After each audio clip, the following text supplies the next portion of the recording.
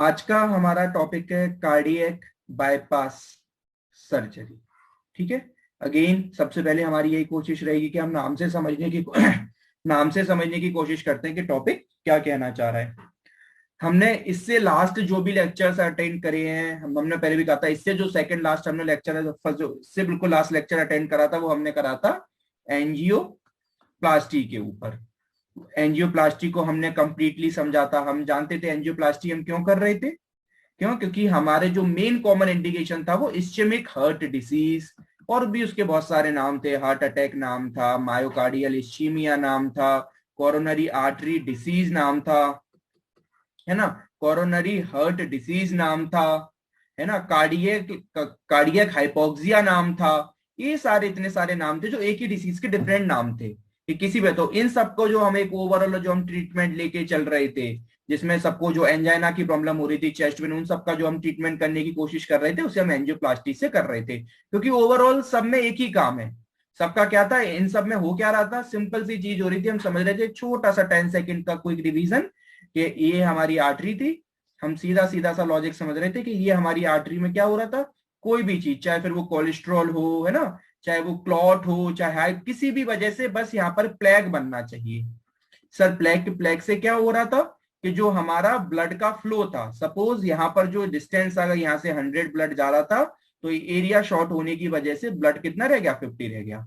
और उससे सब ब्लड शॉर्ट होने की वजह से क्या हो रहा था कि सर ये हो रहा था कि हमारे हार्ट को जो amount, given amount of oxygen है उसमें रिडक्शन हो रहा था। ठीक है। तो इसी को हमने सबसे पहले एंजियोप्लास्टी से करेक्ट करने की कोशिश करी कि भैया हमने क्या करा कि हमने एक बैलून लगा, हमने क्या लगा, एक वायर डाला, उससे पहले हमने चेक करा था, उसे हमने एंजियोग्राफी बोला था। फिर हमने सेकंड वन क्या करा, फिर सेकंड वन हमने क्या करा, एक सेकंड वायर डाला जिसमें क्या लगा था, एक बैलून था उसकी टिप पर, और उसकी बैलून की टिप के ऊपर एक क्या फिट था, स्टेंट फिट था। तो हम यहाँ पर बैलून को इन्फ्लेटेड कर देते थे, जिससे क्या होता, जो ये डिस्टेंस के पास पास था वो क्या हो जाता था, वापस दूर दूर। क्यों? क्योंकि यहाँ पर हमने बैलून बैलून से उसको इन्फ्लेटेड कर दिया। और फिर क्या करते थे, उस स्टंट को यहाँ पर फंसा देते थे। स्टंट का काम क्या था, उस डिस्टेंस को दूर रखना, वापस उस जगह को वापस नहीं आने देना। क्योंकि अगर हम उसको स्टंट नहीं फंसाएंगे, क्योंकि बैलून से तो हमने इन्फ्लेटेड तो कर दिया, मगर वो दूर कैसे रहेगा, अभी भी डिस्टेंस कैसे रहेगी, तो वो किस वजह से रह रही थी, हमारी स्टंट की वजह से। बस इस इमेज को हम एक बार देख लेते हैं, देन हम अपने अगले टॉपिक पे चल रहे हैं। कोलेस्ट्रॉल था, हमने वायर डाला था, बैलून को रिफ्लेक्टेड करा था, स्टंट फंसा, डिफरेंट टाइप ऑफ स्टंट वगैरह हमने सब लास्ट जो हमारा लेक्चर था एंजियोप्लास्टी हमने उसमें कवर करा हुआ है। तो अगर हमें तो हम वो भी देख सकते हैं। ठीक है। अब हमने बात करी थी कि ये सेकंड वन ट्रीटमेंट है बाईपास सर्जरी। क्यों? देखो पहली बात तो ये समझो, जो बाईपास सर्जरी ट्रीटमेंट है वो ये थोड़ा सा, इसकी जो लेवल ऑफ क्रोनिसिटी और कॉम्प्लिकेशन है वो बहुत ज्यादा है। इसको क्यों चूज करना पड़ेगा ओवर एंजियोप्लास्टी?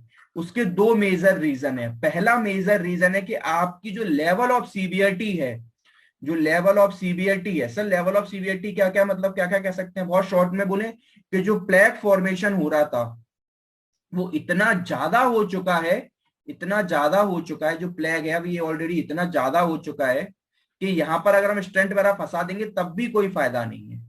तो वहां पर वो हमें कंप्लीटली, यानी लेवल ऑफ सीवियरिटी, पहला पॉइंट। दूसरा सर क्या बन सकता है, दूसरा ये कि पार्ट आर्टरी ही खराब हो गई। अगर आप प्लेग हटा भी दोगे और आर्टरी गड़बड़ है तो फिर। और तीसरा सर इंपॉर्टेंट क्या, तीसरा कि किसी को बार बार रिकरेंट हो रहा है। हमने स्टेंट लगा भी दिया, फिर हमने देखा कुछ महीने में फिर से जम गया। कोई क्यों? क्योंकि बहुत सारे ऐसे पेशेंट थे जो पर्टिकुलर जो स्टेंट के ऊपर ड्रग था उसके लिए वो क्या थे, बहुत ज्यादा इंटॉलरेंट थे। तो ऐसे सारे केसेस में हमने क्या, बाईपास चुनना पड़ेगा। तो बाईपास, जब बाईपास हम डायरेक्टली नहीं चूज करेंगे, हमारा क्या रहेगा कि पहला सीवियरिटी का लेवल हमें देखना पड़ेगा कि सीवियरिटी का लेवल हाई तो नहीं है। दूसरा सबसे इंपॉर्टेंट कि वहां पर एंजियोप्लास्टी है वो फेल हो रही है। क्यों? क्योंकि angioplasty is a non surgical, वहां या एक तरीके से बोले तो नॉन इन्वेजिव, क्योंकि एक सिंपल सा स्किन में कट लगा के आर्टरी में एंटर कर रहे हैं, कोई मसल टीयर नहीं, कुछ नहीं है, ऐसा कुछ भी नहीं है। लेकिन कार्डियक बाईपास सर्जरी बहुत खतरनाक सर्जरी है।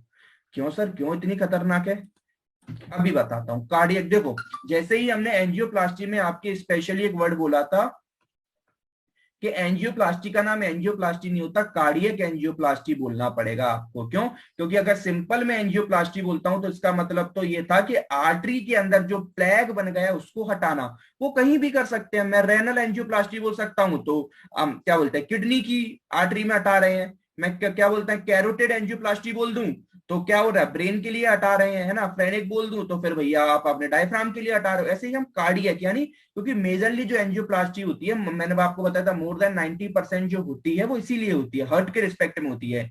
तो हम कार्डियक अगर एंजियोप्लास्टी वर्ड आ रहा है तो पहले आप एंजियोप्लास्टी को डिफाइन करके एग्जाम्पल में कार्डियक एंजियोप्लास्टी लिख सकते हैं, वो 2 मार्क्स में आएगा। लेकिन फुल में आपको हमेशा कार्डियक एंजियोप्लास्टी ही पूछेंगे। क्लियर? अब सेकंड वन पॉइंट सेम ऐसा ही बाईपास में है।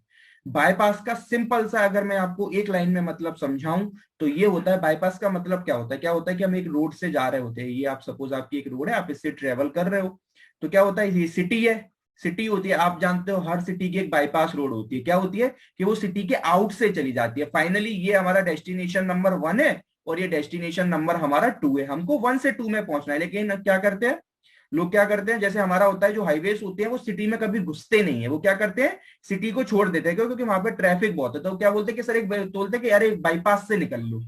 बाईपास का मतलब क्या होता है कि एक अलग से रास्ता बना देते हैं। इस तरीके से पहुंचना तो 1 को हमें 2 पर ही है, लेकिन अब हम इस रास्ते से ना जाकर इस रास्ते से जाएंगे, इसको बोलते हैं बाईपास। अब सेम यही दिमाग लगा दो आप आर्टरी में। क्या हुआ कि ये जो आपकी आर्टरी थी, अब इसमें जो बहुत सारी क्या क्या प्रॉब्लम मैं बता चुका हूँ ना कि एंजियोप्लास्टी के जहां पर फेल हो रही है एंजियोप्लास्टी को, कि अब एंजियोप्लास्टी फेल कहां हो रही है वो वहां मैं आपके एंजियोप्लास्टी में बात कर चुका हूँ। कॉन्ट्राइंडिकेशन में बहुत सारे बताए थे कि 1.5 मिलीमीटर से आर्टरी का साइज छोटा हो, आपकी आर्टरी ही गड़बड़ हो, वो सारी बात हम एंजियोप्लास्टी में कर चुके थे, एंजियोप्लास्टी कहाँ कहाँ फेल हो रही है। इसलिए मैंने आपको जनरली एक बात भी बोली थी, मैंने एक बोला था एक कॉमन लाइन आप लिख सकते हो क्या, कि नियरली कॉन्ट्रा इंडिकेशंस, और कॉन्ट्रा इंडिकेशन भी नहीं, रिलेटिव कॉन्ट्रा इंडिकेशन, क्योंकि एक्सुलेट वाले तो सब में ही मना होते हैं। Relative Contra indication is a indication of bypass surgery. ठीक है, जो रिलेटिव नियरली जो रिलेटिव कॉन्ट्रा इंडिकेशन होते हैं एंजियोप्लास्टी के, वो इंडिकेशन हो जाते हैं बाईपास के। मतलब जो बहुत सारी ऐसी चीजें हैं जहां पर हम एंजियोप्लास्टी नहीं कर सकते, वहां पर हम बाईपास की तरफ जाते हैं। तो ये लाइन याद रखना है। अब इसमें आर्टरी के रिस्पेक्ट में क्या हो रहा है, ये आपकी कैरोटिड आर्टरी है सपोज, है ना, क्योंकि हम बात कैरोटिड आर्टरी की कर रहे हैं। अब इसमें कोई भी प्रॉब्लम हो गई है जो हम जिनकी बात कर रहे हैं, तो ब्लड अब यहां से सपोज ट्रेवल नहीं कर सकता, तो हम क्या करेंगे, हम एक अलग से आर्टरी लेंगे और उसको हम इस तरीके से कर देंगे। तो उससे क्या होगा सर, ठीक है, जो अब ब्लड यहां से जो ट्रेवल कर रहा था वो क्या करेगा, जो ब्लड आपका अब यहां से जो ट्रेवल कर रहा था वो ब्लड यहां से ट्रेवल ना कर कर ये बाईपास से निकल जाएगा और अपने उस पर्टिकुलर ऑर्गन जहां पर वो सप्लाई करता है वहां पर वो पहुंच जाएगा। यानी जो आपका ये जो रास्ता था पुराना वाला रास्ता, आप इसको बंद कर देते हो। क्यों? क्योंकि वो खराब हो चुका है, तो आपने आर्टरी के थ्रू जो ब्लड है उसे क्या कर दिया, बाईपास कर दिया। अब ये आपको बिल्कुल क्लियर होना चाहिए, है ना, क्या कैसे करेंगे, क्या करेंगे, कहाँ, आप बहुत सारे मन में डाउट्स आते हैं और आने चाहिए। अगर डाउट्स आ रहे हैं तो आप क्या हो रहा है, एक्साइटेड हो रहे हो समझने के लिए, क्या क्या डाउट आ रहे होंगे कि सर ठीक है हम आर्टरी लगा रहे हैं तो कहाँ से लेके लगाएंगे, है ना, अगर वो कर रहे हो तो वो कहाँ से लेंगे, फिर कैसे करेंगे, सर्जरी कैसे करेंगे, क्या क्या कॉम्प्लिकेशंस होंगे, तो वो सबकी बात हम पूरे चैप्टर में हमें करना है। इसका नाम कार्डियक बाईपास सर्जरी है। ठीक है, इसको उसको हम ओपन हार्ट सर्जरी भी बोलते हैं। ओपन हार्ट सर्जरी क्यों बोलते हैं, क्योंकि आप दिमाग लगा के देखो, आपको हार्ट की ब्लड वेसल्स का बाईपास करना है, यानी आपको ये तो क्लियर है कि आपको हार्ट पे तो पहुंचना ही पड़ेगा। अगर आप हार्ट पे नहीं पहुंचोगे तो आप उसकी आर्टरी को काट कर दूसरी नई आर्टरी कैसे ज्वाइन करोगे।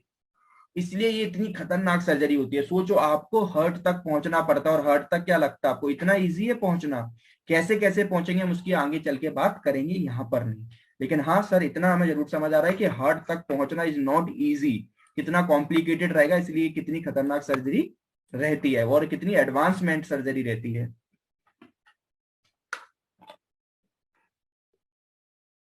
अब हम बात करते हैं,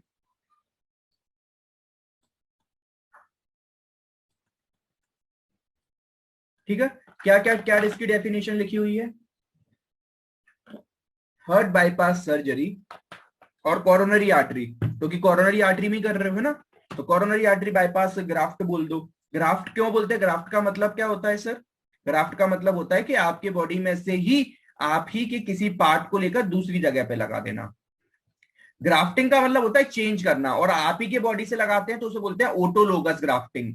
आप ही के दूसरे की बॉडी को लगा देते हैं तो कोई जो होमोलोगस, यानी जो आपके कोई भाई बहन है उनके जैसा है ना, जी उनको बोलते हैं होमोलोगस ग्राफ्टिंग। और जीनो ग्राफ्टिंग मतलब किसी एनिमल का लेके लगा देते हैं तो उसे जीनो ग्राफ्टिंग बोली जाती है। ठीक है, ये सब तो आप सेकंड ईयर में पढ़ के ही आए होंगे कि कैसी ग्राफ्टिंग करना, चेंज करना बोलते हैं सर्जरी के अंदर।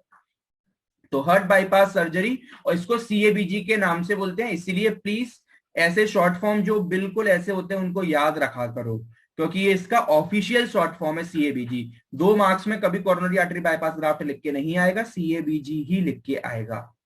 ठीक है, तो आपको कभी भी नहीं होना, समझना चाहिए। ठीक है, ये शॉर्ट फॉर्म्स जो ऑफिशियली शॉर्ट फॉर्म्स होते हैं वो मैं आपको हमेशा बताता रहूंगा।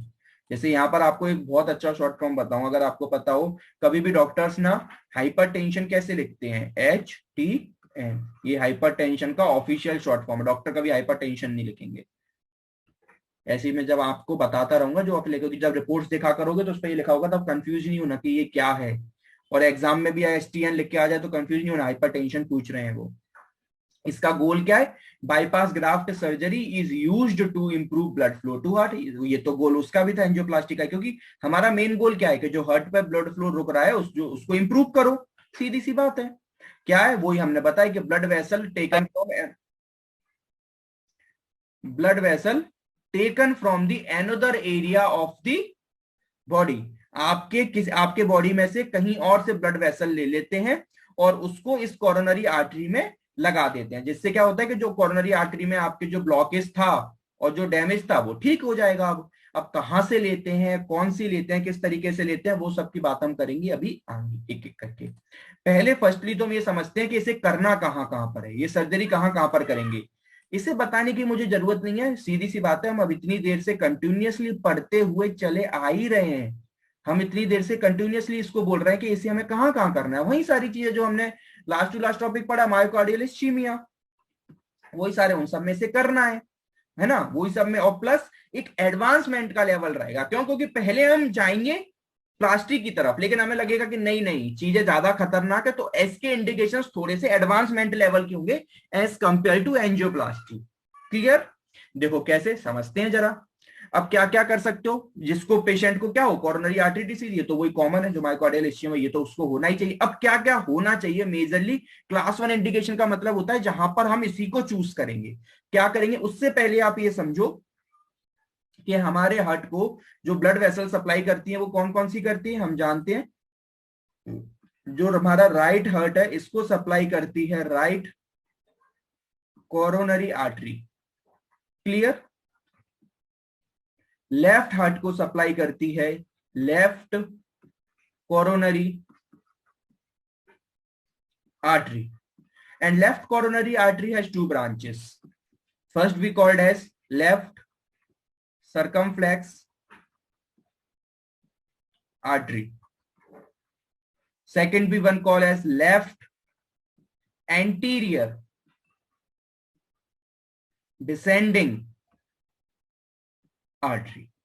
ओके, ये आपको याद रखनी है। अब मैं आपको यहां पर शॉर्ट फॉर्म लिखा करूंगा। अभी जब भी बात होगी राइट कॉर्नरी आर्टरी को RCA लिखूंगा, लेफ्ट कॉर्नरी आर्टरी को LCA लिखूंगा। लेफ्ट सर्कमफ्लेक्स को भी, लेफ्ट कॉर्नरी की बात होगी, लेफ्ट कॉर्नरी की बात हम जनरली लेफ्ट कॉर्नरी को लेफ्ट में पूरा बोल दूंगा, और लेफ्ट सर्कमफ्लेक्स को मैं LCA बोलूंगा। ठीक है, याद रखना, लेफ्ट कॉर्नरी आर्टरी को LCA नहीं बोलूंगा, लेफ्ट सर्कमफ्लेक्स को बोलूंगा। ठीक है, और इसको मैं बोलूंगा LAD। ठीक है, लेफ्ट असेंडिंग डिसेंडिंग आर्टरी। ठीक है, लेफ्ट एंटीरियर डिसेंडिंग आर्टरी। अब मुझे एक बेसिक बात बताओ, पहले हम अपना क्लियर करते हैं बेसिक। मैं आपको ये बताता हूं, देखो जो मेजरली प्रॉब्लम आती है ना जनरली, वो लेफ्ट कोरोनरी आर्टरी में आती है एज कंपेयर टू राइट। क्योंकि क्यों आती है उसका बस एक सिंपल सा मैं रीजन बोलूंगा कि जो आपका लेफ्ट हार्ट है वो ज्यादा काम करता है एज कंपेयर टू राइट। क्यों करता है? इसका जवाब है इंट्रोडक्शन टू हार्ट चैप्टर में, जिसको मैं आपको बता चुका हूँ, जो यूट्यूब पे भी डला है, वहां से जाके अपने पढ़ा है तो आपको अच्छे से पता है। क्यों? क्योंकि जो लेफ्ट हार्ट है वो ही सप्लाई करता है आपके पूरे बॉडी को ब्लड, तो उसको ज्यादा मेहनत करनी पड़ती है एज कंपेयर टू राइट। क्योंकि राइट में तो ब्लड क्या होता है, आपकी पूरी बॉडी से आ रहा है। किसमें आता है? आपका जो ये 4 पार्ट है, क्विक रिवीजन, राइट एट्रियम में जो ब्लड आ रहा है वो superior vena cava inferior vena cava से पूरी बॉडी से डीऑक्सीनेटेड ब्लड आता है, वो राइट एट्रियम से ट्रांसफर होता है आपके राइट वेंट्रिकल्स में, और राइट वेंट्रिकल्स से वो ब्लड कहां चला जाता है, आपके लंग्स में पल्मोनरी आर्टरी के थ्रू। फिर लंग्स से ब्लड आता है पल्मोनरी वेन्स से, किसमें, लेफ्ट एट्रियम में, ठीक है। और वो कौन सा ब्लड होता है, ये तो डीऑक्सीनेटेड ब्लड होता था, ये आता था ऑक्सीजनेटेड ब्लड। और लेफ्ट वेंट्रिकल्स में, और लेफ्ट वेंट्रिकल से ब्लड आता है आपका लेफ्ट, वो लेफ्ट एट्रियम में आता है पल्मोनरी वेन से। फिर लेफ्ट एट्रियम में ब्लड जाता है लेफ्ट वेंट्रिकल में, और लेफ्ट वेंट्रिकल फाइनली ब्लड भेजता है आपकी पूरी बॉडी में ऑक्सीजनेटेड ब्लड, किसके थ्रू, आउटा के थ्रू। क्लियर। इसलिए लेफ्ट वाले को ज्यादा काम करना पड़ जाता है, क्यों, क्योंकि ये आपकी पूरी बॉडी में ब्लड पंप आउट कर रहा है, इसलिए लेफ्ट वन पार्ट ज्यादा काम करता है, इसलिए उसे ब्लड सप्लाई की भी ज्यादा जरूरत होती है, इसलिए लेफ्ट जो कोरोनरी आर्टरी होती है वो ज्यादा अफेक्ट होती है एज कंपेयर टू राइट। अब लेफ्ट कोरोनरी आर्टरी है जो आपकी, सपोज ये जो आपकी लेफ्ट कोरोनरी आर्टरी है, मैं इसको एक सिंप्लीफाइड डायग्राम करता हूं, इसकी 2 ब्रांचेस हैं। क्लियर। ये आपकी लेफ्ट कोरोनरी आर्टरी है, कोरोनरी आर्टरी, इसकी 2 ब्रांचेस थी, एक थी लेफ्ट सर्कमफ्लेक्स आर्टरी और एक थी लेफ्ट एंटीरियर डिसेंडिंग आर्टरी। अब एक बेसिक बात मुझे आपसे जाननी है, मैं आपको बताता हूं चाहे। क्या होता है कि सपोज करो जो ब्लड आ रहा है, अगर वो जो सपोज ये मैं इस ब्लड को मैं येलो से बना देता हूं, ये जो ब्लड आ रहा है ये पहले किस में आएगा, लेफ्ट कोरोनरी आर्टरी में, फिर ये ट्रेवल करेगा लेफ्ट सर्कमफ्लेक्स आर्टरी में, कुछ पार्ट ट्रेवल करेगा लेफ्ट एंटीरियर डिसेंडिंग आर्टरी में, ठीक है। अगर प्रॉब्लम सपोज करो लेफ्ट कोरोनरी आर्टरी में ही हो जाए तो वो प्रॉब्लम ज्यादा सीवियर होगी कि उसकी ब्रांचेस में हो। सर मेन में क्यों, क्योंकि ब्रांचेस है ना, ब्रांचेस तो एक सर्टेन अमाउंट ऑफ ब्लड लेके जा रही हैं। अगर प्रॉब्लम लेफ्ट कोरोनरी आर्टरी में अगर सपोज करो 50% भी प्रॉब्लम हो गई तो क्या होगा सर, इसको और सिंप्लीफाई करो सर, कि सपोज करो इसमें जो 100 ब्लड आ रहा था, इसमें जो 100 ब्लड आ रहा था, ठीक है, सपोज स्टार्टिंग में वो अगर डिवाइड हो गया तो 50 यहां पहुंच गया, 50 यहां पहुंच गया, ठीक है। अब मैं क्या करूं कि इस 100 का ब्लड यहां पर कोई भी प्लेग बन गया, इस जगह पर प्लेग बन गया, अब ये यहां पर ब्लड 100 की जगह सिर्फ 50 ही निकल पा रहा है यहां से, तो यहां पर कितना कितना रह गया, 25। ओके, समझ आ रहा है, दोनों अफेक्ट हो रहे हैं, यानी जो मेजर अमाउंट ऑफ हार्ट है वो यहां पर अफेक्ट होगा, क्यों, क्योंकि ओवरऑल रह गया। लेकिन अगर मैं बात करूं सिंपल सी, मैं सिंपल से आपसे एक लॉजिक बोलूं कि सर आपका जो मेन पार्ट अफेक्ट ना होकर, यानी ये आपका अफेक्ट नहीं होगा,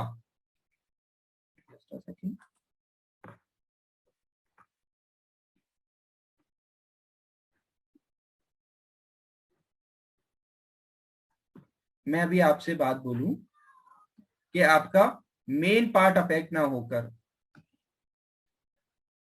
ये जो आपका मेन पार्ट है लेफ्ट कोरोनरी आर्टरी, ये ना अफेक्ट होकर अगर उसकी ब्रांच अफेक्ट हो जाए, सपोज करो left anterior descending artery affect हो जाए और इसमें अगर 50% प्लेग बन जाए, इसमें प्लेग बन जाए 50%, तो क्या होगा, इसमें प्लेग अगर 50% बन गया तो क्या होगा सर, यहां से जो ब्लड आ रहा था वो 50 इसमें गया, 50 इसमें गया, अब इसमें अगर 50% ब्लड बन गया तो यहां पर सर ब्लड जो आगे जाएगा वो 25 ही जा पाएगा, यानी अब इसमें ब्लड कितना गया फाइनली नीचे 75, क्योंकि 50 इसका और 25 इसका, तो 100 का 75 नीचे पहुंच गया। मगर अगर वो ही प्लेग मेन कॉर्नरी आर्टरी में पहुंच रहा था तो 50 ही रह रहा था, क्यों, क्योंकि इसकी ब्रांचेस में अगर प्रॉब्लम होगी तो सीधी सी बात है इतनी मेजर सीबीएटी नहीं होगी जितनी मेजर सीबीएटी अगर मेन आर्टरी में हो जाए। तो लेफ्ट मेन कॉर्नरी आर्टरी में अगर स्टेनोसिस 50% भी हो जाती है तो फिर हमें सीएबीजी कराना पड़ जाता है, क्यों, क्योंकि आप सीधा सा समझ रहे हो 50%, क्योंकि फिर वो मेजर पार्ट अफेक्ट होगा। अगर उसके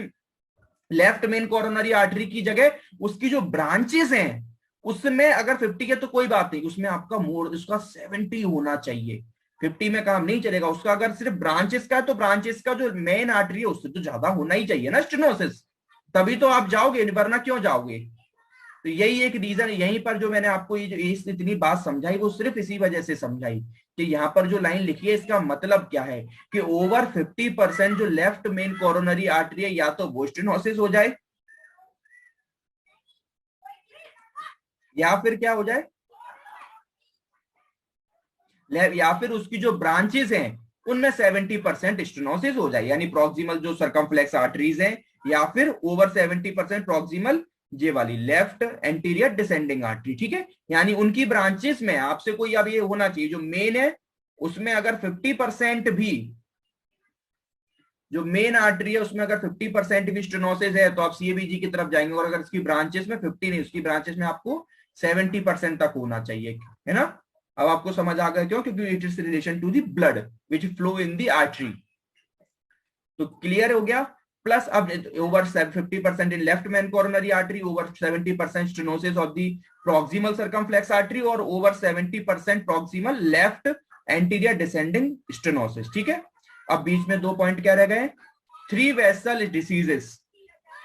थ्री वेसल डिसीजेस एक बहुत होती यही डिसीज है। इसमें क्या होता है, थ्री वेसल डिसीज का मतलब होता है कि 3 आर्टरी एक साथ अफेक्ट हो जाए, और 3 आर्टरी एक साथ अफेक्ट हो रही है तो भैया फिर वहां पर आपको क्या करना पड़ेगा, पूरा बाईपास ही कर दो। क्योंकि भैया कितनों में एंजियोप्लास्टी करने जाओगे, एक में करोगे, फिर दूसरे में करोगे, फिर तीसरों में करोगे, तीनों में स्टेंट लगाओगे क्या।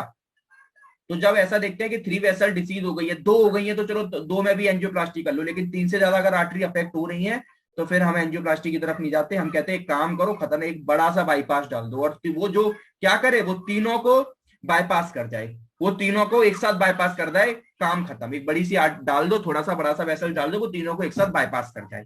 तो वहां पर फिर हम इसको चूज करते हैं। क्लियर हो रहा होगा।